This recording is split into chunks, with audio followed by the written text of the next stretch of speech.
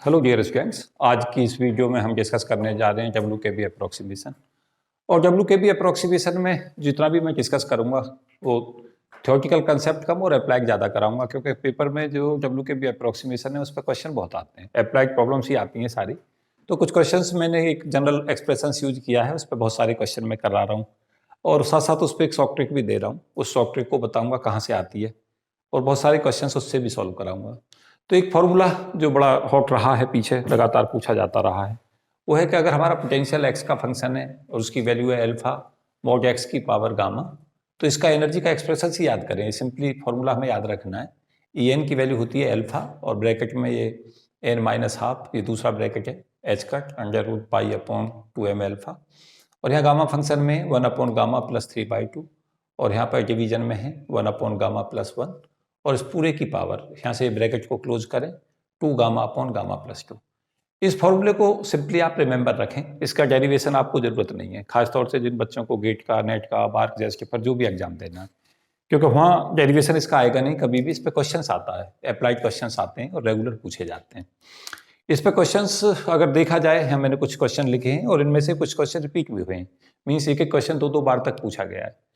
तो कैसे पेपर शुरू हुआ, शुरू में कैसे क्वेश्चंस आते थे और कैसे इसमें मेथड में बदलाव आया है, वो भी मैं डिस्कस कर रहा हूँ।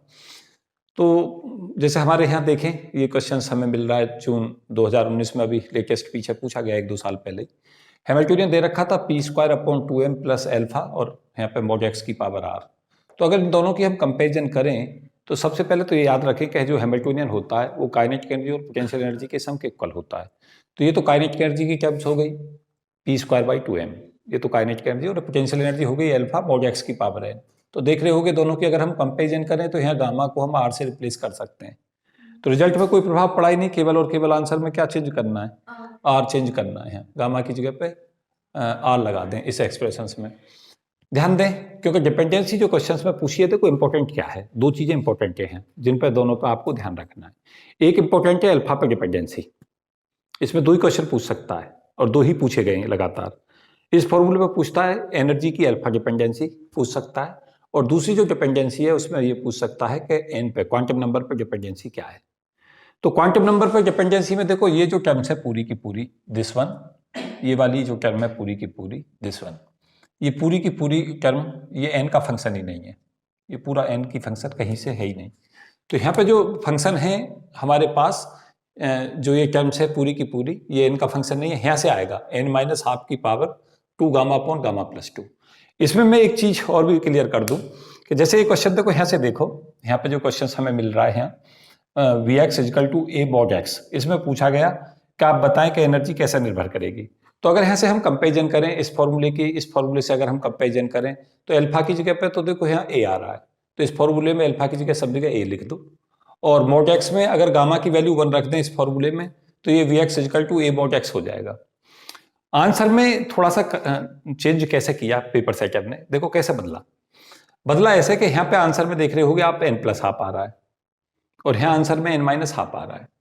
तो अंतर क्या था कि जब यहाँ n प्लस हाफ आप लेंगे, यहाँ तो n की जो वैल्यू है वो हमें जो लेनी थी, उसमें n की जो वैल्यू लेनी है वो लेके चलनी है हमें 1 से, 1 2 3 एंड सो ऑन, और यहाँ पे जो n की वैल्यू है वो शुरू करनी है 0 1 2 एंड सो ऑन। अगर आप देखेंगे तो ये एक्सप्रेशंस जो हमारा n माइनस हाफ का है, अगर हम n प्लस हाफ लिखना चाहें तो उसे लिख सकते हैं, लेकिन फिर हम क्या करें, n की वैल्यू को शुरू करें 0 से। जैसे यहाँ n बराबर 0 रखेंगे तो यहाँ से वैल्यू हाफ आएगी, अगर यहाँ पे n की वैल्यू को इसमें जाके 1 रखेंगे तो 1 माइनस हाफ आएगी, तो वो अपने आप कवर हो जाता है एक्सप्रेशंस में। क्या करें हम, अगर इस फॉर्मूले को n की वैल्यू बराबर 1 2 3 से अप्लाई कर रहे हैं तो इस फॉर्मूले को मैं n बराबर 0 1 2 3 से यहाँ पे लिख रखा है स्पेसिफिक आंसर में। तो आपको क्या करना है, इस फॉर्मूले में n को तो रिप्लेस कर दो n प्लस 1 से। तो यहाँ पे जैसे आप n प्लस 1 से रिप्लेस करेंगे तो n प्लस 1 माइनस हाफ होके n प्लस हाफ बन जाएगा। जब ये पावर चेक करोगे, पावर तो कैसे चेक कर लोगे कि यहाँ पे जो हमारा एक्सप्रेशन है इसमें इन दोनों की कंपेरिजन करके गामा की वैल्यू 1 रख दो इस फॉर्मूले में। तो यहाँ पे जब यहाँ पे पावर देख लो, केवल पावर से ही आपका क्वेश्चन हो जाएगा, क्योंकि जैसे गामा को 1 करोगे तो 2 अपॉन 1 प्लस 2 हो जाएगा ये, तो 2/3 आ जाएगी डिपेंडेंसी। तो आपका क्वेश्चन केवल और केवल 2/3 पावर से ही हो जाएगा। देखो मैं तुम्हें शॉर्ट ट्रिक में बता रहा हूँ कि आपको क्या करना है, क्वेश्चन को पूरा सॉल्व भी नहीं करके देखना था, यहाँ जो भी आंसर दे रखे केवल पावर से ही सॉल्व हो जाएगा क्वेश्चन। कैसे हो जाएगा कि अगर हम इसकी कंपेरिजन इससे करें तो गामा की वैल्यू को हमें 1 रखना होगा। अब पावर में आंसर है आपका क्या हो, यहाँ पे रखेंगे 2 gamma upon gamma plus 2। Gamma की जगह जैसे ही 1 रखेंगे तो 2 × 1 अपॉन 1 + 2, तो ये तो 2 आ जाएगा ऊपर से और 1 + 2 यहाँ 3 हो जाएगा। तो पावर में 2/3 आंसर देखना है। एक ही आंसर हमारा ऐसा था जिसमें पावर 2/3 थी, तो आप सॉल्व भी ना करें पूरा क्वेश्चन, जरूरत ही नहीं सॉल्व करने की। एक मैं बात आपको पहले क्लियर करे दे रहा हूं, जब भी आप पेपर सॉल्व करने जाएं आप इसको केवल और केवल तब सॉल्व करें जब आपको पता है कि सारे आंसर 2/3 पावर में। अगर केवल एक ही आंसर 2/3 पावर में तो सॉल्व भी ना करें, केवल और केवल क्या कर दें, यहां से देख लें 2 गामा अपॉन गामा प्लस 2 देखें, और यहाँ पे क्या आ जाएगा, जैसे हम 2 गामा अपॉन गामा प्लस 2 करेंगे और यहाँ से कंपेरिजन कर देंगे इसकी, तो गामा की वैल्यू 1 हो जाएगी, क्योंकि गामा बराबर 1 पे ही तो ये आएगा। अल्फा की वैल्यू तो ए ले लें इस रिजल्ट में और गामा की जगह पे 1 ले लें, और फिर आप पूरा सोल्व करने ही ना जाएं, पावर देख लें आंसर में क्या दे रखी है। पावर में 2 गामा अपॉन गामा प्लस 2 में गामा को 1 रखते हैं, ये पावर 2/3 हो जाएगी। आपका आंसर अपने आप ऑटोमेटिकली 2/3 का एक ही आंसर है। अब आपको पूरा सोल्व कब करना पड़ेगा ये भी समझो। अगर सारे ही आंसर पावर 2/3 में हुए तो आपका मेथड फेल हो जाएगा। तब आपको क्या करना पड़ेगा, पूरी कैलकुलेशन पर जाना पड़ेगा। लेकिन जो क्वेश्चन शुरू में आए, देखो अभी मैं अगला क्वेश्चन देखता हूं। जब ये क्वेश्चन आया था मैंने स्टूडेंटों को हिंट दिया कि ऐसे आप सॉल्व करें, सब सही करिए आए। अगली बार जब मैं पढ़ा रहा था तो मैंने पहले प्रोजेक्ट कर दिया था कि क्वेश्चन जो आएगा आपका डिपेंडेंसी जो पूछेगा वो यहाँ पे अल्फा की डिपेंडेंसी भी पूछेगा, अगली बार क्वेश्चन में ये देगा। ऐसा हुआ, ऐसा जाके हुआ तुम्हारा दिसंबर 2018 में। दिसंबर 2018 में क्वेश्चन ही बिल्कुल यही पूछ लिया जैसे मैंने चाहा था। क्या कहा उसने, हैमिल्टोनियन को लिखा p² upon 2m plus lambda mod x, और एनर्जी n पर नहीं पूछी डिपेंडेंसी, आपके एनर्जी लैम्डा पर डिपेंड पूछ लिया। तो आप क्या करने जाएंगे, इस फॉर्मूले को सॉल्व करने जाएंगे। इस सॉल्व करने में भी आप बहुत लॉन्ग कैलकुलेशन को स्किप कर जाओ, जरूरत ही नहीं है। केवल और केवल टर्म ये देख लो लैम्डा कहाँ आया है। जैसा आप इस क्वेश्चन को सॉल्व करने जा रहे हो दिसंबर 2018 के, देखो ये तो दिसंबर 2018 का, तो दिसंबर 2014 वाला तो सॉफ्ट ट्रिक से ही सॉल्व हो गया था, इसमें जरूरत ही नहीं थी कुछ भी करने की। इसको इसमें जो है कैसे करोगे इस क्वेश्चन को, यहां से यहां कंपेरिजन करो पहले। तो एनर्जी में देखो टर्म्स कहाँ आई थी, इन दोनों में अगर हम देखें कंपेरिजन करके तो हमारा आंसर जब बन रहा जब गामा तो 1 हो। ये क्वेश्चन है दिसंबर 2018 का। गामा की वैल्यू क्या ले, 1। क्यों ले रहे हैं गामा की वैल्यू 1, तभी तो ये मॉड x बनेगा। कब, जब गामा की वैल्यू हम क्या ले लेंगे 1, तभी बनेगा ये। और एल्फा हमारा लैम्डा हो गया, एल्फा की जगह पे क्या रख दें, इस फॉर्मूले को दोनों वैल्यूओं को जाके कहां पुट कर दें, इसमें रख दें। तो देखें एनर्जी में देखें कहां कहां टर्म्स आ रही है। अब आप क्या करेंगे, एल्फा को लैम्डा से बदलेंगे, तो यहां लैम्डा देखो यहां से आया है, तो ये प्रोपोर्शनल में केवल जाओ बराबर, तो देखो मैं सॉल्व भी मत करो। एक चीज मैं पहले ही बता रहा हूं, जब क्वेश्चन को देखो तो ये देख लो कि जो चीज हमसे पूछिए केवल उस पर फोकस करो, बाकी चीजों में फोकस करने से क्या फायदा, समय खराब कर रहे हो। पेपर को जब भी आप सॉल्व कर रहे हैं, हैंडल कर रहे हैं, कभी भी पेपर में केवल एक चीज देखे पूछा क्या है, जितना पूछा है उस पर फोकस कर जाए। अब जैसे मेरा एन में है कोई इंटरेस्ट नहीं, तुम पूछोगे सर क्यों नहीं है एन में, जब डिपेंडेंसी एन पे पूछ ही नहीं रखी तो हम क्यों करें। हमसे पूछी किस पर डिपेंडेंसी है, लैम्डा पे पूछिए, तो लैम्डा की चेक कर लें। तो लैम्डा एक तो देखो यहां से आ गया, एक यहां से आएगा, क्या बनेगा देखो, √π/2m लैम्डा बन जाएगा ये, तो 1 लैम्डा की पावर हाफ बना ये पावर हाफ बना। और इस पूरे की पावर कितनी करोगे, यहां से देखो 2 गामा अपॉन गामा प्लस 2 कितना बना, गामा को 1 रख दो, कितना बना। अब बताओ मुझे आंसर, अब नहीं चेक कर पा रहे क्यों जी, कितना बन गया देखो। यहां से इस वाले एक्सप्रेशन से देखो, यहां पे अल्फा की जगह पे आपने किस क्या बदला है लैम्डा, तो 1 लैम्डा की पावर हाफ पर डिपेंडेंसी आ गई है। और यहां पे 2 गामा अपॉन गामा प्लस 2 में गामा को 1 रखोगे, गामा को 1 रख के तो तुम्हारा ये मॉड x बनेगा यहाँ, क्योंकि हम मॉड x आ रहा है। अब बताओ क्या आई वैल्यू, चेक करो, ये कैलकुलेशन नहीं हो रही, कितनी हो रही है,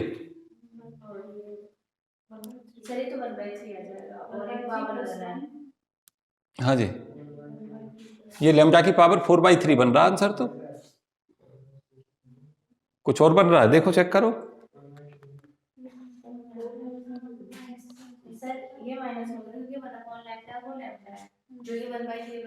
यस, बिल्कुल सही, बिल्कुल सही। देखो ये हमारा, ये 1/λ जब लेके चलोगे ना, तो इस लैम्डा को पहले ऊपर लेके जाओ, पावर -½ बनेगी ये जो तुम लगा रहे हो ना आंसर, ये गलत लगा रहे हो, ये नहीं बनेगा। इस वैल्यू को प्रोपोर्शनल टू लैम्डा, और इसको लिखो लैम्डा की पावर -½ × 2/3। इसकी पावर को ऊपर ले जाओ ना, -1 में जाएगी लैम्डा -1। हाँ यस, तो लैम्डा और यहाँ पे 2 से 2 कैंसिल करो, तो 1 पावर ये है, और यहाँ पे पावर 1/3 यहाँ से कम हो जाएगी, तो लैम्डा की पावर 2/3 आंसर होगा इसका। गलती क्या कर रहे थे, ये डिवीजन में, पावर में नहीं है। अगर यहाँ पे लैम्डा प्रोपोर्शनल होता जब कर पाते 4/3।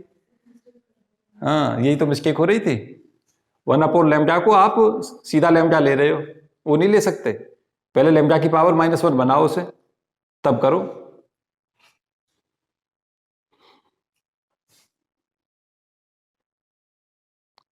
अब देखो आगे जैसे पता है क्या करना है, एक बात याद रखो, जितना आ चुका है ये तो सबसे सिंपल क्वेश्चन है, इससे आसान कुछ नहीं हो सकता। तो मुझसे पूछोगे सर क्यों आसान नहीं हो सकता, मैं कहूंगा आसान कुछ है नहीं, ये फॉर्मूला अगर आपको याद है और आपको कंपैरिजन करनी आ गई, आपके पास सीधा आंसर आ जाएगा। सिली मिस्टेक्स यही होती हैं जो मैं अभी दिखा रहा था तुम्हें, ऐसे ही करते हैं बच्चे।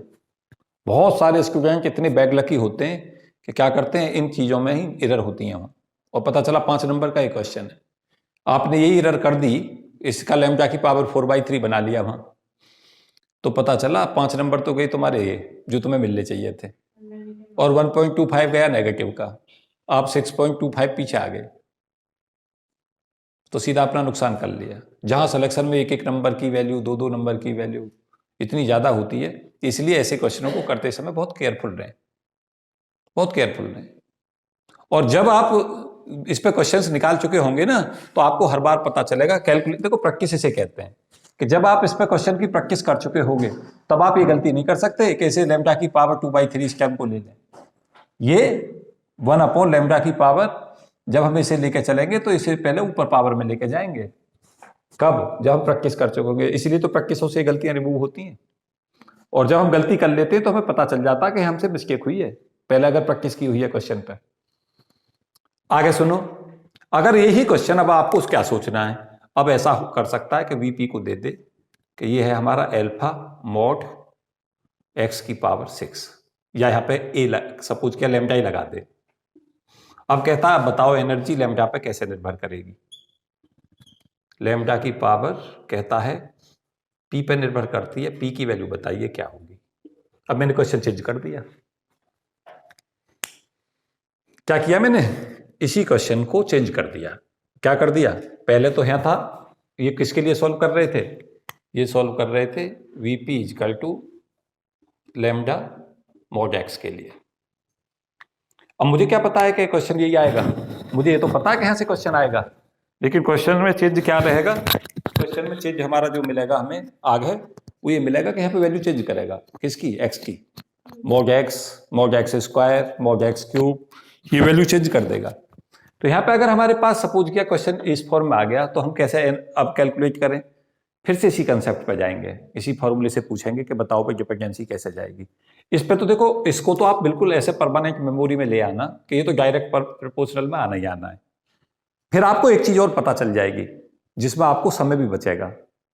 क्या बचेगा, कि जब आपसे पूछे कि बताएं कि एनर्जी लैम्डा की पावर 4 पी पे कैसे निर्भर करेगी, तो आप सिंपली क्या करना, इस फॉर्मूले में एक ट्रिक बना लो, वो ट्रिक मेरी सदा काम देगी तुम्हें। मैं ट्रिक सिखाता हूं तुम्हें कि कैसे हमें शुरू करना है। लीनियरिटी के लिए तो आपको सिंपली जो कर देना है, एनर्जी के लिए कुछ भी नहीं करना है, एक टर्म तो सबसे पहले लिख देनी है, जो टर्म्स यहां लिखी है उसके प्रोपोर्शनल सीधा ले आओ, उस पर कभी मत सोचना, इस पर तो बिल्कुल सोचना ही नहीं है आपको। सबसे पहले जो है, जो टर्म यहां लिखी है उसको यहां सिंपल लिख दो।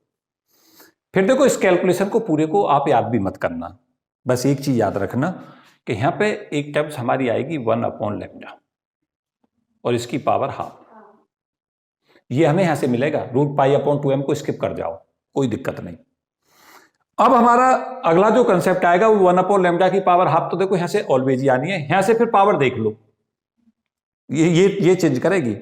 ये तो देखो ध्यान देना मेरी बात को, ये टर्म तो ऑलवेज आनी है, इस पे तो आपको कोई विचार नहीं करना। अब तुम्हारा विचार पता कहां होना है, 2 γ/γ+2 फैक्टर से यहां मल्टीप्लाई करनी है, हाफ के साथ करनी है मल्टीप्लाई। तो जैसे यहां पे मल्टीप्लाई करोगे तो देखो क्या बना, क्यों जी 2 γ/γ+2 नहीं निकाल पा रहे, तो यहां से हमारा ये 3/2 हो गया। अब इसमें फिर वही गलती से बचना है। कौन सी गलती से? हाँ, पहले से पावर माइनस में बना लेना, नहीं तो फिर गलती हो जाएगी। यही तो गलती कर रहे थे पहले क्वेश्चन में, यही गलतियां दूर करनी है। क्या आ गई है एनर्जी? लैम्डा, और यहाँ पे लैम्डा की पावर -3/4 नहीं आ रही क्या? तो क्या बन गया आंसर? तो ये बनेगा 1/4। ये आंसर हो गया।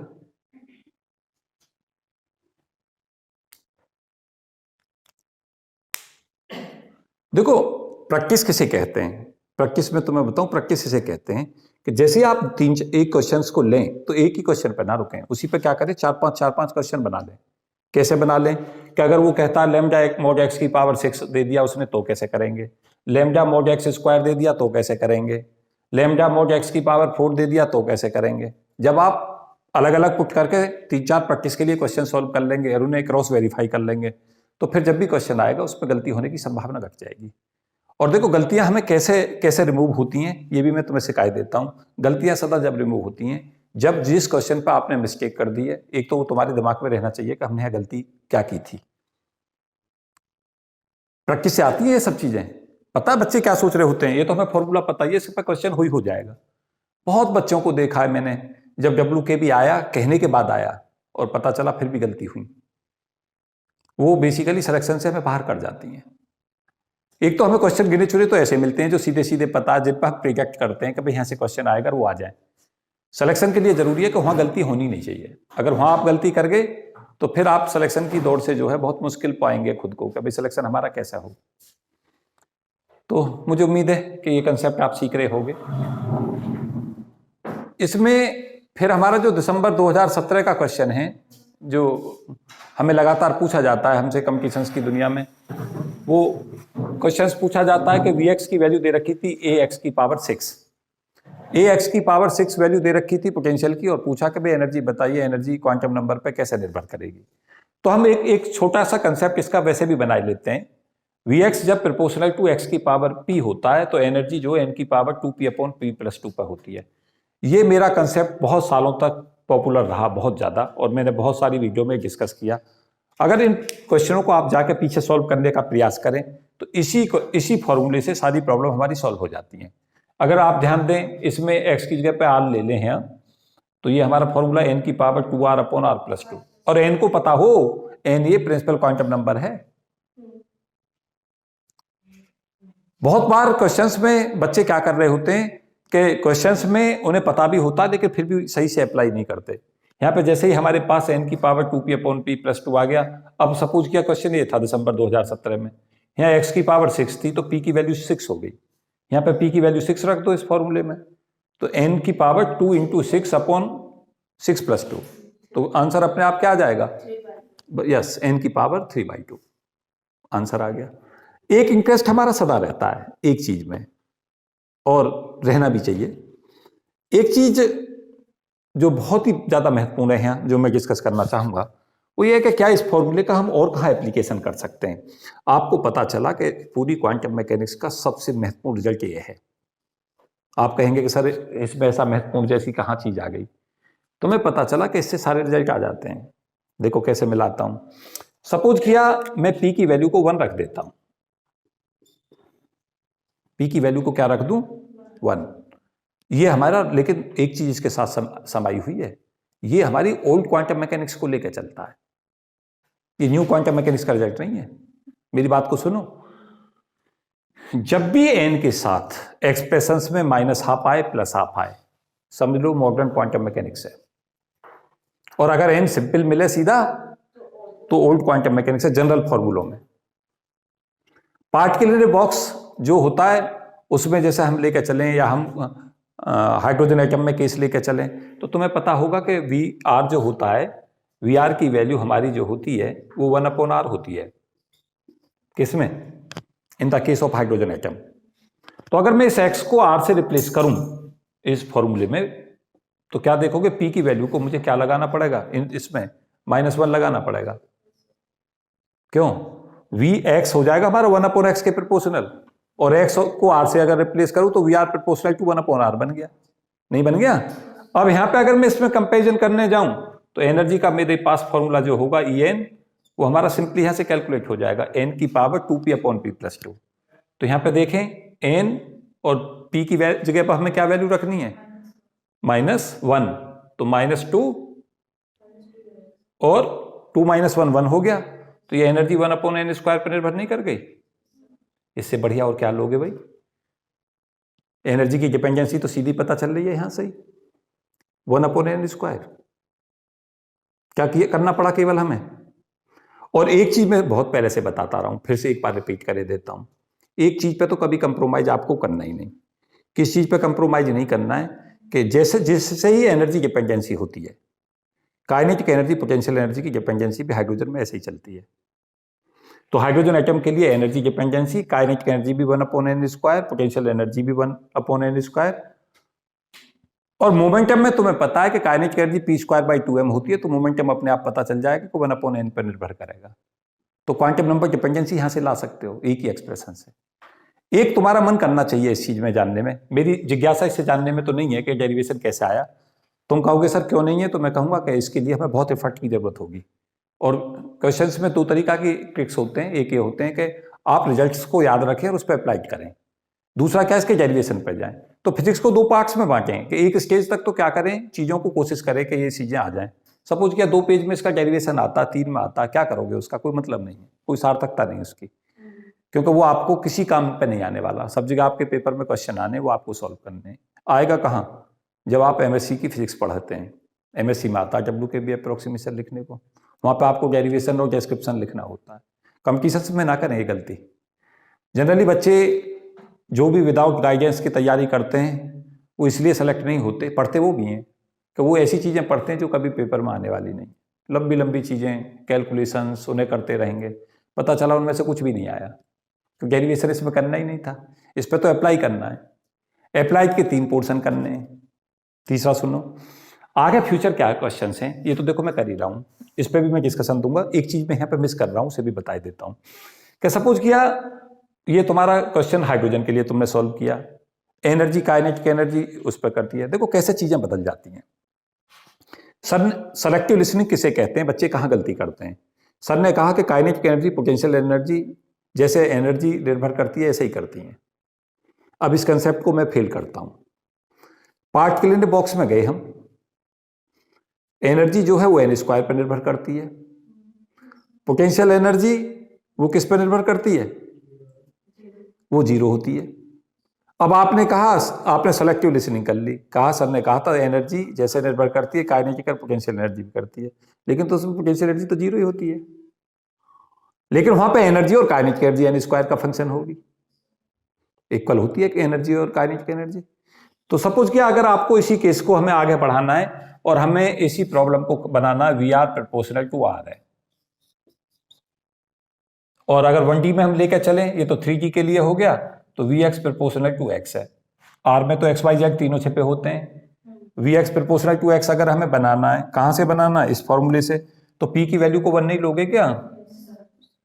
P की वैल्यू को जैसे लोगे तो एनर्जी हमें यहाँ पर डिपेंडेंसी आई, और एनर्जी की वैल्यू जो आ गई वो n की पावर 2p/p+2 हो गई। किस पे गई? 2/3 ये हो गई। अब ये हार्मोनिक ऑसिलेटर में ऐसा निर्भर नहीं है, ये तो Vx प्रोपोर्शनल टू x के लिए कर दिया तुमने। हार्मोनिक ऑसिलेटर में तो x² है, ये हार्मोनिक ऑसिलेटर के लिए सॉल्व नहीं किया। ये तो आ चुका क्वेश्चन, पीछे नहीं मिल रहा तुम्हें?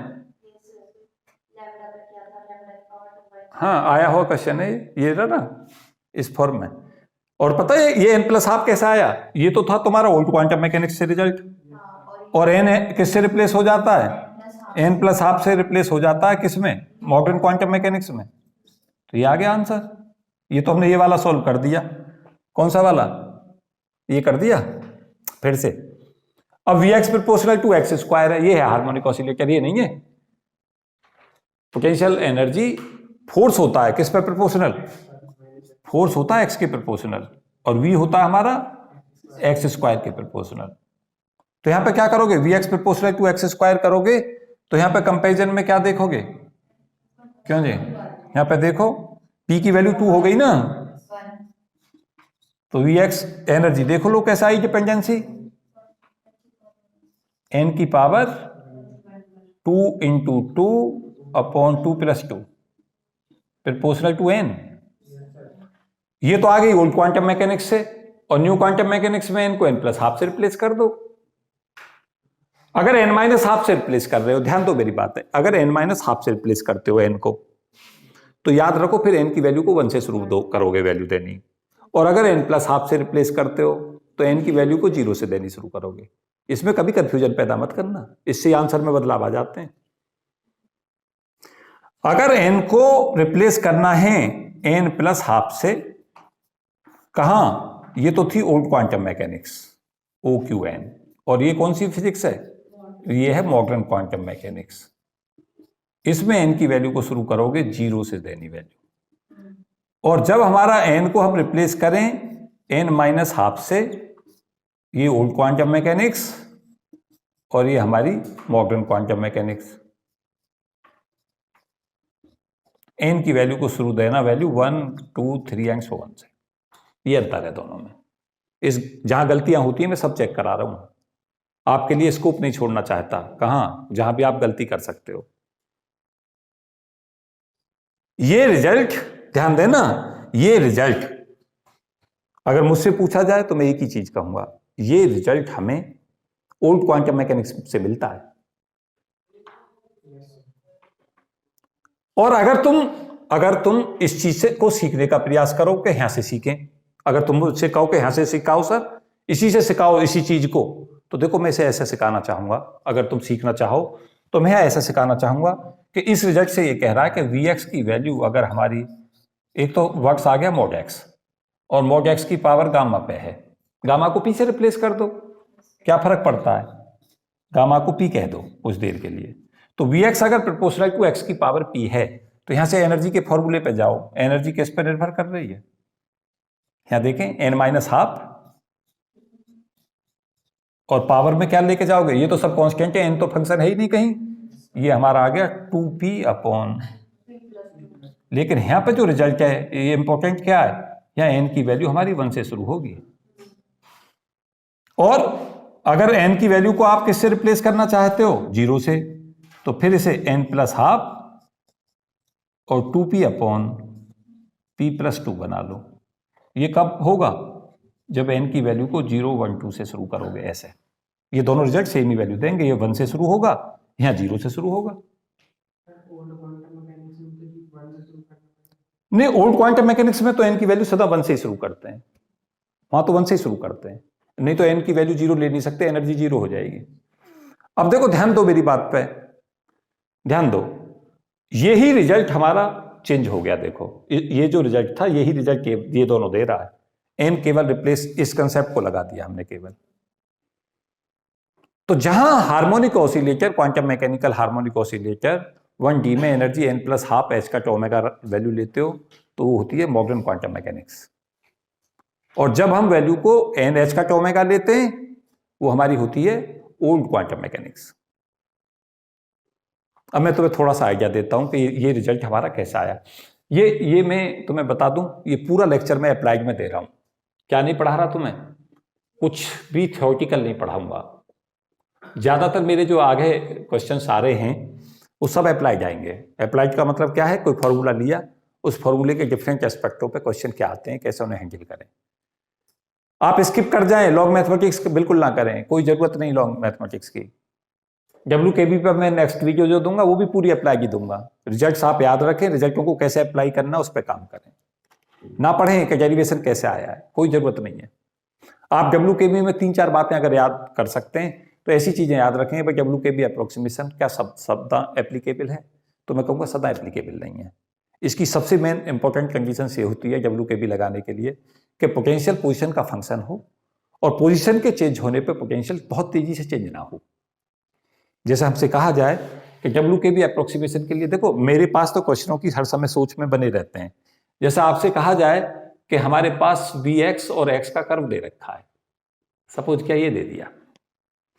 अब अगर हमारी पोटेंशियल एनर्जी सपोज क्या यहां से चालू होती है, तो देखो ऐसे अगर पोटेंशियल एनर्जी बदल रही है इस पे लग जाएगा। क्यों? जैसे जैसे हमारा x चेंज हो रहा तो पोटेंशियल एनर्जी चेंज तो हो रही है पर स्लो हो रही है। यहाँ WKB अप्रोक्सीमेशन एप्लीकेबल है। लेकिन अगर हमारा कोई सिस्टम ऐसा ले लिया कि x की वैल्यू को हमने लिया और Vx ऐसे तेजी के साथ चेंज हो जाए, यहाँ नहीं लगेगा WKB। तो WKB अप्रोक्सीमेशन की लिमिट होती है, कहाँ लगता है? ये जब लगता है जब potential energy slowly varying function of the position होता है। मींस पोजीशन को चेंज जब हम करते हैं तो जब हमारी पोजीशन है स्लाइटली चेंज हो तो energy, potential energy drastically change ना हो, स्लोली चेंज हो, तब अप्लाई होता है। और पोजीशन के रेस्पेक्ट जो डी ब्रोगली वेवलेंथ का चेंज है वो बहुत स्लो होना चाहिए। De Broglie wavelength of the particles जो हो वो पोजीशन के रेस्पेक्ट जो उसमें चेंज होता है वो हमारा चेंज बहुत स्लो हो, फास्ट ना हो। ये लिख लेना, अपने नोट्सों में लिखते रहा करो। मेरी कोई भी बात कभी भी किसी समय पर जब आप एग्जाम दोगे कौन सी काम आएगी मुझे नहीं पता, कुछ भी आ सकता है जो भी मैं बता रहा हूं। डी ब्रोगली वेवलेंथ पार्टिकल के साथ अटैच होती है, लैम्डा बराबर h/p। तो अगर डी ब्रोगली वेवलेंथ पोजीशन के हिसाब से जब पार्टिकल की पोजीशन चेंज हो तो डी ब्रोगली वेवलेंथ चेंज हो, लेकिन वो रैपिड फास्ट चेंज ना हो, स्लो चेंज हो।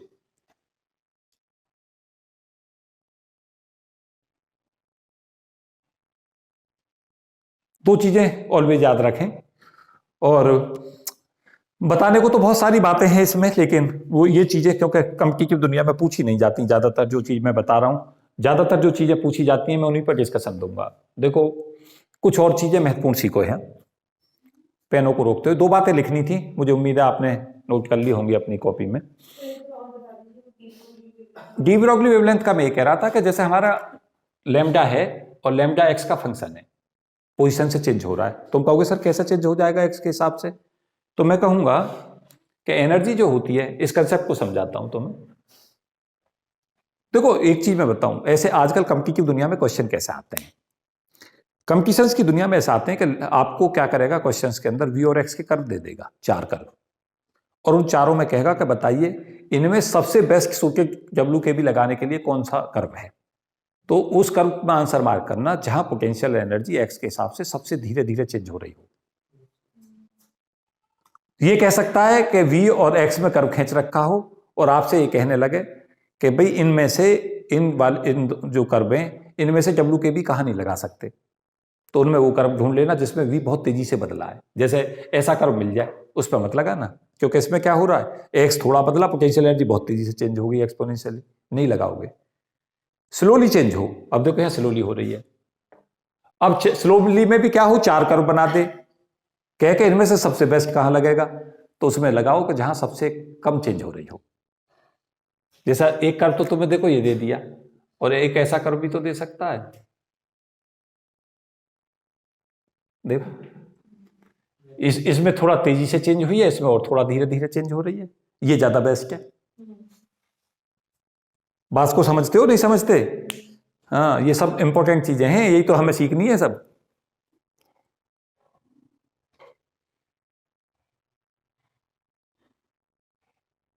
इजी क्वेश्चन कैसे आते हैं सुनना शुरू करो, मुझे पेन अगर रोक रहे हो तो सुनो थोड़ी देर। देखो क्या क्वेश्चन आ गए।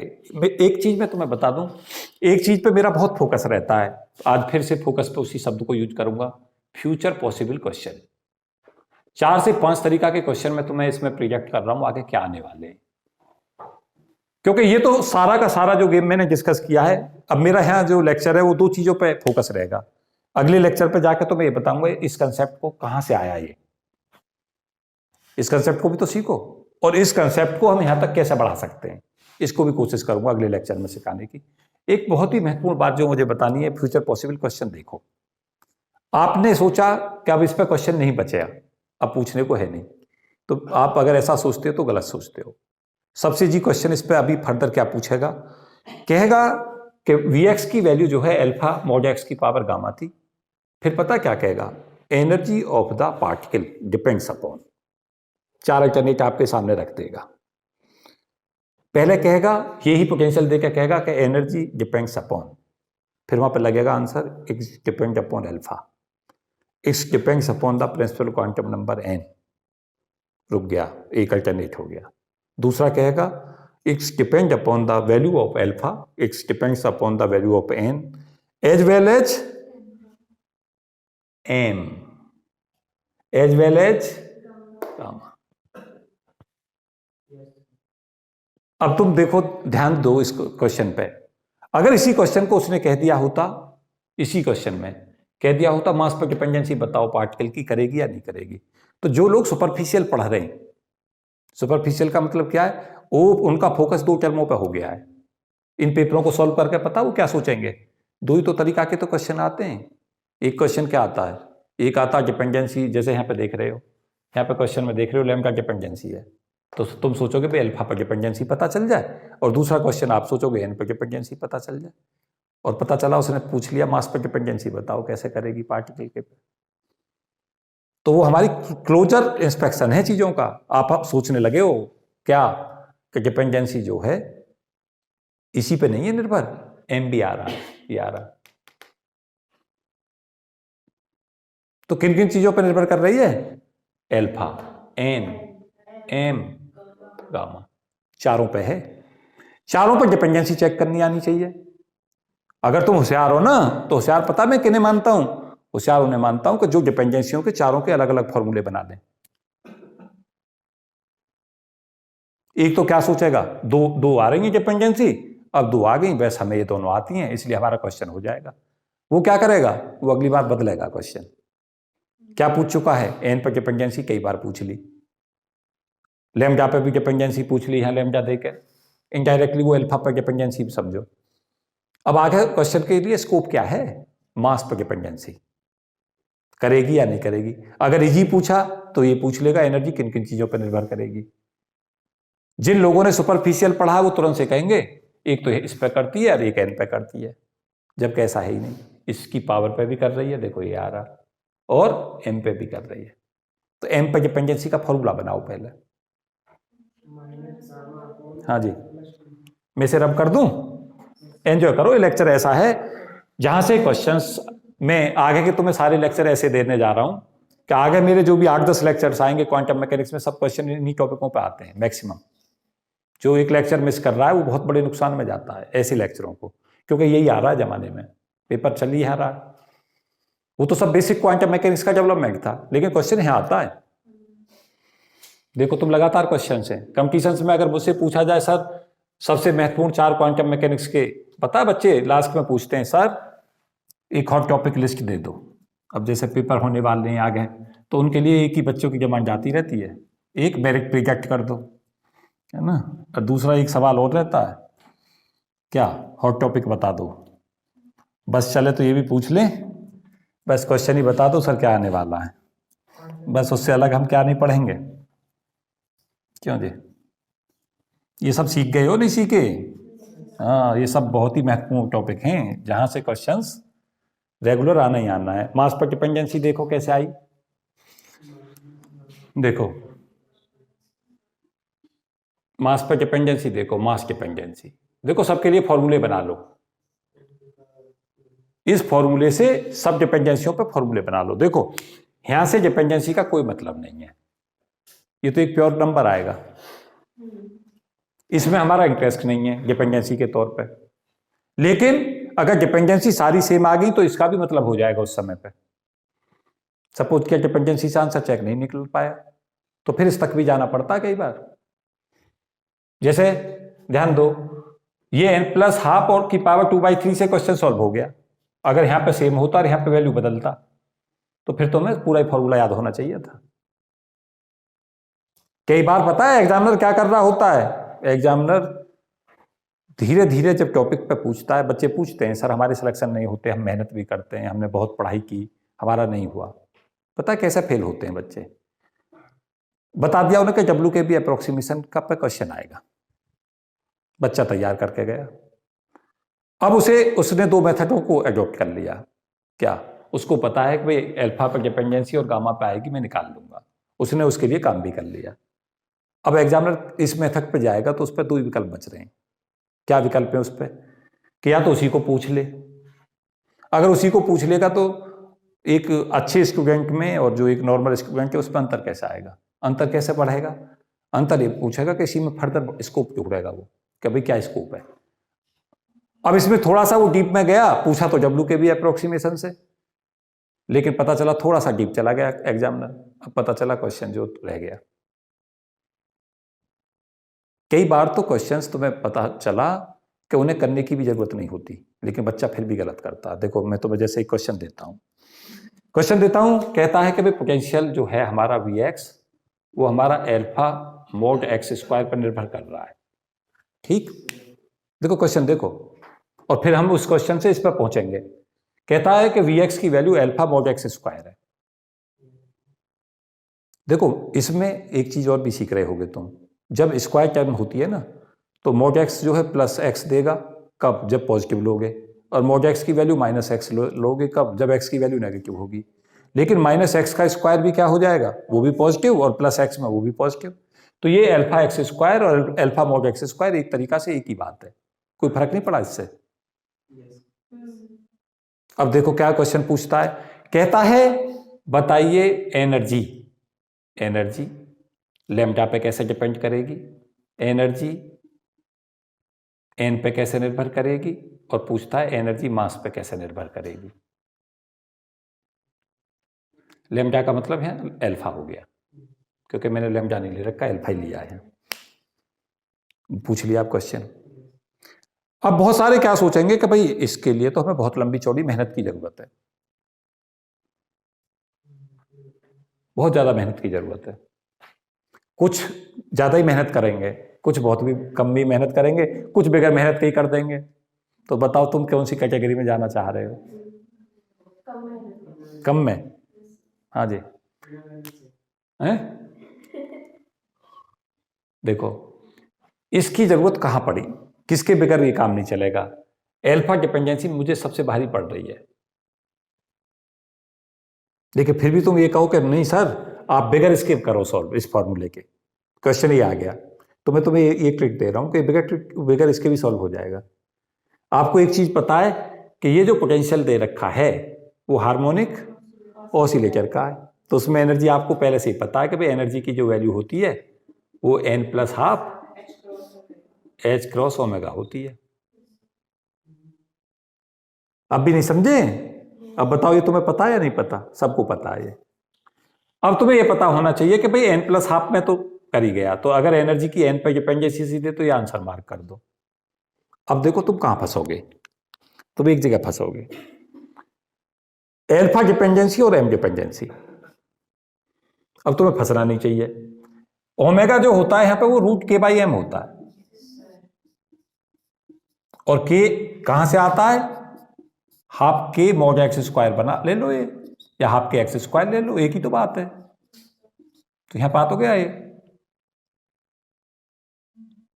ओमेगा √k के प्रोपोर्शनल है, तो यहां पे k की बजाय किसके प्रोपोर्शनल हो गया? अल्फा के।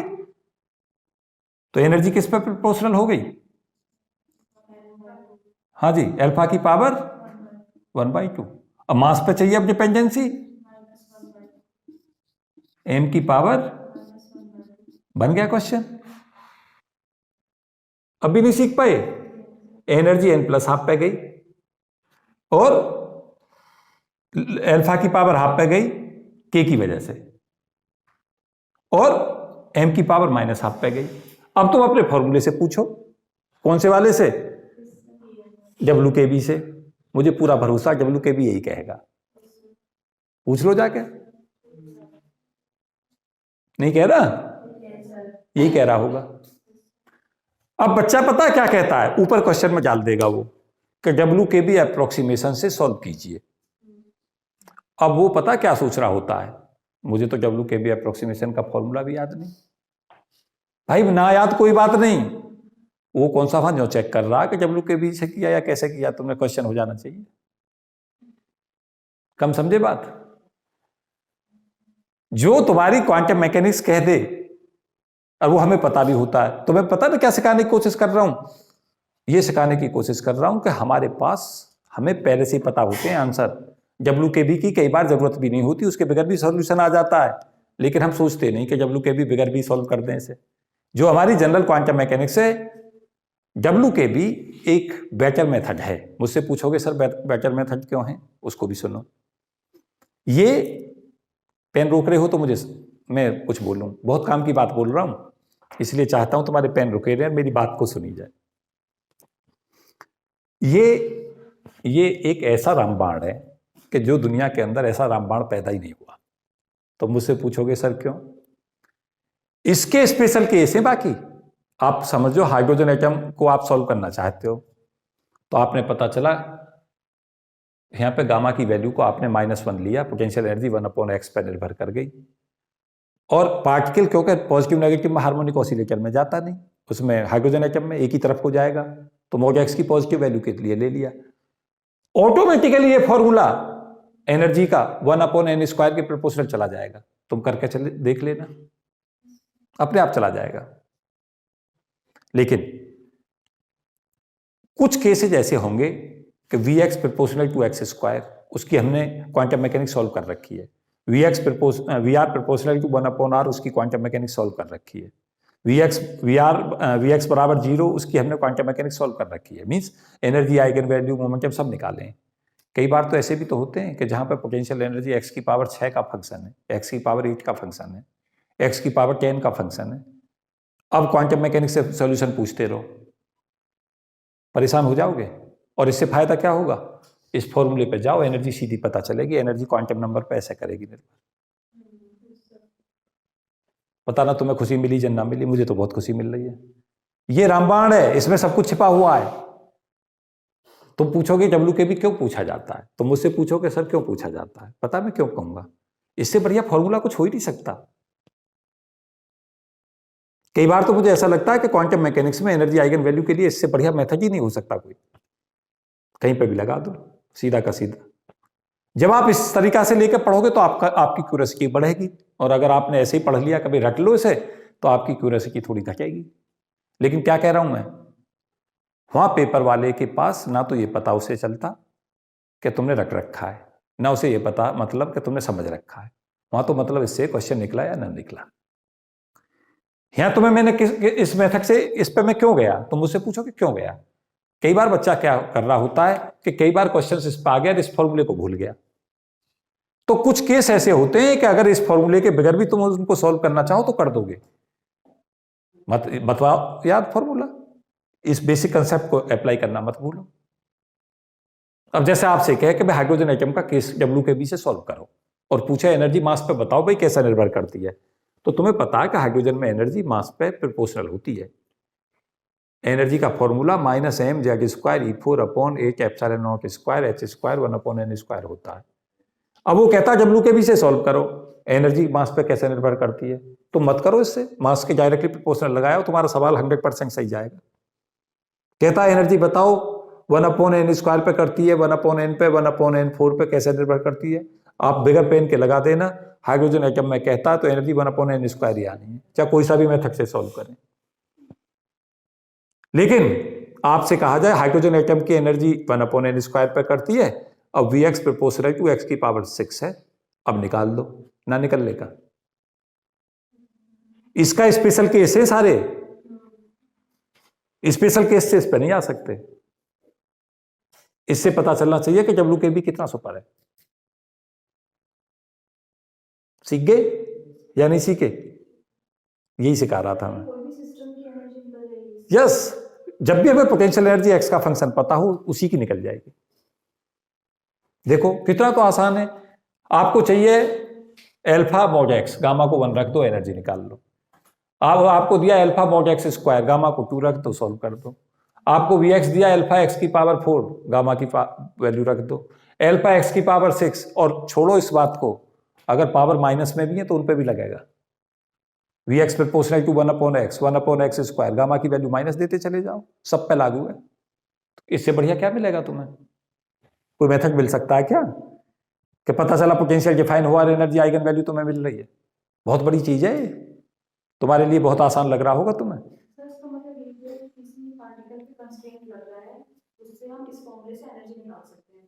ये एक लंबी कहानी है, जिस सवाल को पूछ रही है ना, ये लंबी कहानी है। जिस सवाल को पूछ रही है इसमें फिर WKB अप्रोक्सीमेशन का पूरा डिस्क्रिप्शन चाहिए हमें। बेसिक मीनिंग सदा देखो एक ही होते हैं, एक ही बेसिक मीनिंग होता है कि जैसे पोटेंशियल डिफाइन होता है तो पोटेंशियल श्रोडिंगर इक्वेशंस में लगाते हैं, श्रोडिंगर इक्वेशंस में उस पोटेंशियल को रखते हैं, फिर वेव फंक्शन से पूछते हैं कि भाई ये तो पोटेंशियल की कंडीशन ऑल द टाइम ओबे होनी चाहिए, और साथ साथ ये पूछ रहा होता है कि भाई पोटेंशियल हमारा ये है, तो फिर हमारा प्रयास ये होता है कि उसका वेव फंक्शन पता चले।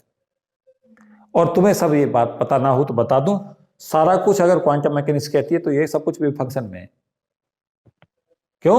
हमें एक बार वेव फंक्शन पता चले सिस्टम का, उसके बाद सिस्टम के फॉर्मूले ऐसे हमारे पास हैं कि उस वेव फंक्शन को यूज करते रहें और हम बाकी की चीजें उसी से निकाल लेंगे सब।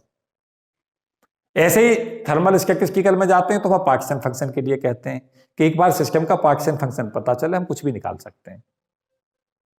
यहां पे साथ साथ में एक करेक्शन जरूर करे दे रहा हूं कि क्वांटम मैकेनिक्स ये कहती है कि साई पता चले तो हम बता सकते हैं, लेकिन वो subject to the uncertainty principle है, एग्जैक्ट नहीं बता सकते, प्रोबेबिलिस्टिक बिहेवियर बताते हैं। साई हमें एग्जैक्ट बिहेवियर नहीं बताता, प्रोबेबिलिस्टिक बिहेवियर बताता है कि ये मोस्ट प्रोबेबल बिहेवियर ये होगा, और हर रिजल्ट जो होता है वो अनसर्टेनिटी प्रिंसिपल के सब्जेक्टेड होता है। अब तुम्हारे लिए यहाँ कंसेप्ट पता क्या हो गया? एक चीज और इसमें मुझे डिस्कस करनी है, उसे मैं डिस्कस करके इस वीडियो को यहीं विराम दूंगा, फिर आगे चलता हूं। अब देखें यहाँ पे मास पे कैसे डिपेंडेंसी है। तो आप डिपेंडेंसी पे बच्चों जब जाएं तो एक चीज याद रखें कि यहाँ पर डिपेंडेंसी में एनर्जी की डिपेंडेंसी को एन को अलग से बदलें, एन की डिपेंडेंसी को, एनर्जी की डिपेंडेंसी यहाँ एल्फा पर डिपेंडेंसी को अलग से देखें। ये प्रोपोर्शनल है, यहाँ ये अल्फा है, चलो लैम्डा करे दे रहा हूं एल्फा की जगह, इस पर डिपेंडेंसी अलग देखें, एनर्जी की मास पर डिपेंडेंसी अलग देखें, और एनर्जी की डिपेंडेंसी पावर पे, कौन सी पावर पे? 2 गामा पे, गामा पावर पे डिपेंडेंसी। इन 4 क्वेश्चन अलग अलग समझ के चलें। अगर आपने चारों क्वेश्चंस आपने सॉल्व कर रखे हैं तो आपके लिए राहें बहुत ईजी हो जाती हैं, बहुत आसान। जैसे अब आप देख रहे होंगे यहाँ पे अगर अल्फा पर डिपेंडेंसी के तौर पे देख रहे हो कि भाई अल्फा डिपेंडेंसी कैसे आ रही है, और आपने यहाँ पे कर दिया कि Vx की जो वैल्यू है वो लैम्डा मॉड x की पावर क्या हमने मान ली? गामा मान ली। तो एनर्जी तो देखो यहाँ से ही पता चल जाएगी, किस पर निर्भर कर रही है? यहाँ n-12, और यहाँ पे पावर आ जाएगी हमारी 2 गामा अपॉन गामा प्लस 2। ये तो खैर सबसे ज्यादा पूछा जाता है, ये तो पूछा ही जाता रहता है। अब इस पे देखो, लैम्डा अल्फा की जगह पे यहाँ लैम्डा कर दो तो लैम्डा, और यहाँ से 1 अपॉन लैम्डा की पावर हाफ, और ऊपर मल्टीप्लाई में क्या कर दो? इस पूरे की power 2 gamma upon gamma plus 2। ये बना लो एक फॉर्मूला। मास पे देखो डिपेंडेंसी के तौर पे, हाँ जी 1 अपॉन m, इसकी पावर हाफ, और इसकी पावर,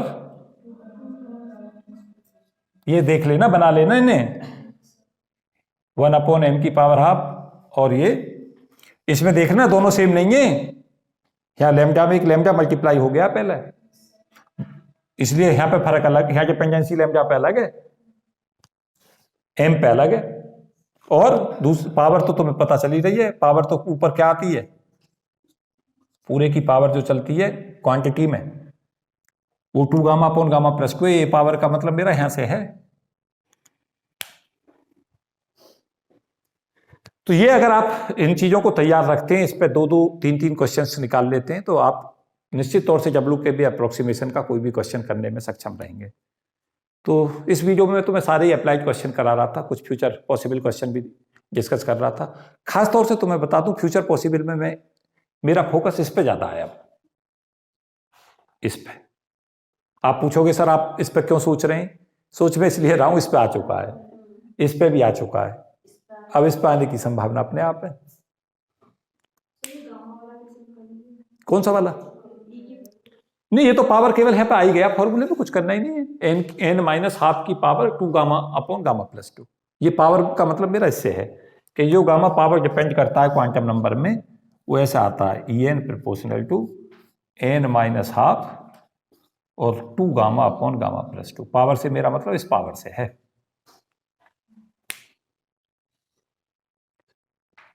देखो अब एग्जामिनर पर देखो, मैं तुम्हें बताऊं स्कोप्स कैसे बनते हैं। स्कोप ऐसे ही बनते हैं, इस पे पूछ चुका है, इस पे खूब पूछा है, खूब भी नहीं पूछा तो एक बार देखो, एक बार यहां पूछा, देखो ये पूछा, अब एक बार इस पे पूछ चुका है, ये डिपेंडेंसी तो देखो लगातार पूछ रही है, और बहुत पुराना क्वेश्चन नहीं है, देखो जून 19 में भी क्वेश्चन था इस पे,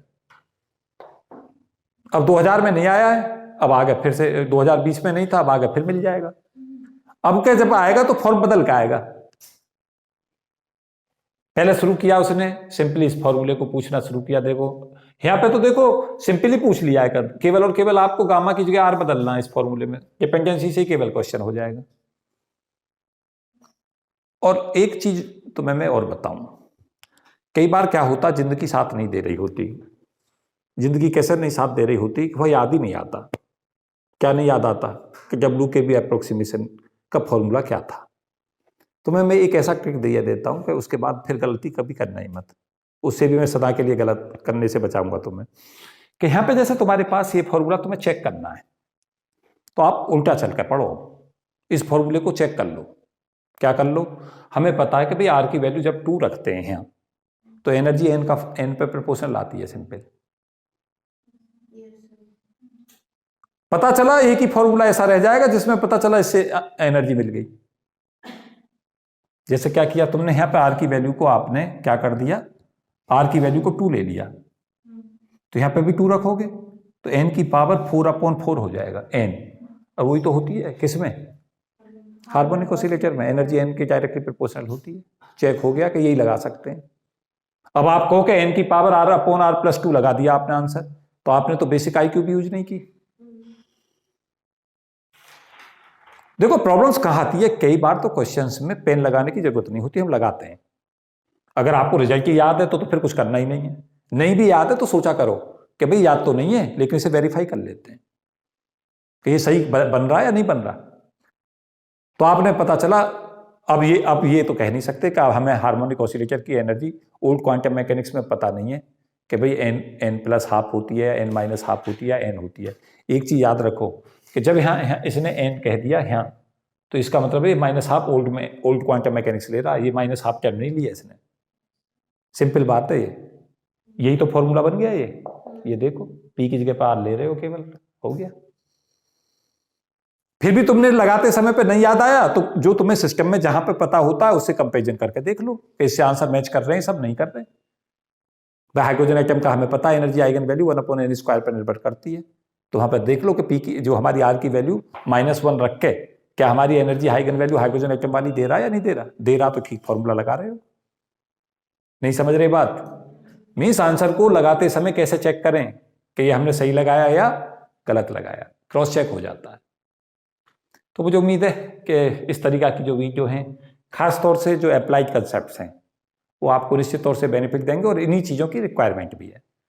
और फ्यूचर पॉसिबल में मैं बता ही रहा हूँ, यहाँ पे यही संभावना देखो बनती है ज़्यादा कि भाई कैसे क्वेश्चंस को बना लेता है कि मास पर डिपेंडेंसी पूछ लेता है, या पता चला मिक्स कर देता है। कई बार मिक्स को समझते हो, पहले क्वेश्चंस में क्या देख रहे हो, इन क्वेश्चनों में देखो यहाँ पे n पर डिपेंडेंसी है, यहाँ पे पता चला n पर डिपेंडेंसी है, यहाँ पता चला लैम्डा डिपेंडेंसी है, तो मिक्स भी कर सकता है, दोनों पे डिपेंडेंसी पूछ ले, n पे कैसे होगी और लैम्डा पे कैसे होगी, तो दोनों क्वेश्चन मिक्स हो गए। बात नहीं समझे?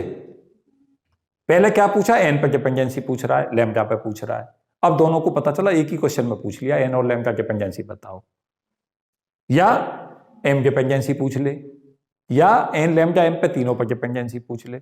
लेकिन इस पे क्वेश्चन फर्दर भी आते रहेंगे, इसलिए इस टॉपिक को कैसे करके चलो, बहुत अच्छे से तैयार रखो। और शॉर्ट ट्रिक्स तो मैं बता ही रहा हूं कि कैसे आंसर को चेक करें, उससे क्या होगा, आंसर की जो तुम्हारी मैचिंग है उसकी जो संभावना गलत होने की वो घटेगी। तो इस वीडियो में इतना ही। काफ़ी लॉन्ग टर्म से मैं डिस्कशन दे रहा हूँ इस पर। कुछ और टॉपिक्स इसको कवर करते हुए मैं आगे दे रहा हूँ लेक्चर आज ही। Thank you and best for all of you. जय हिंद।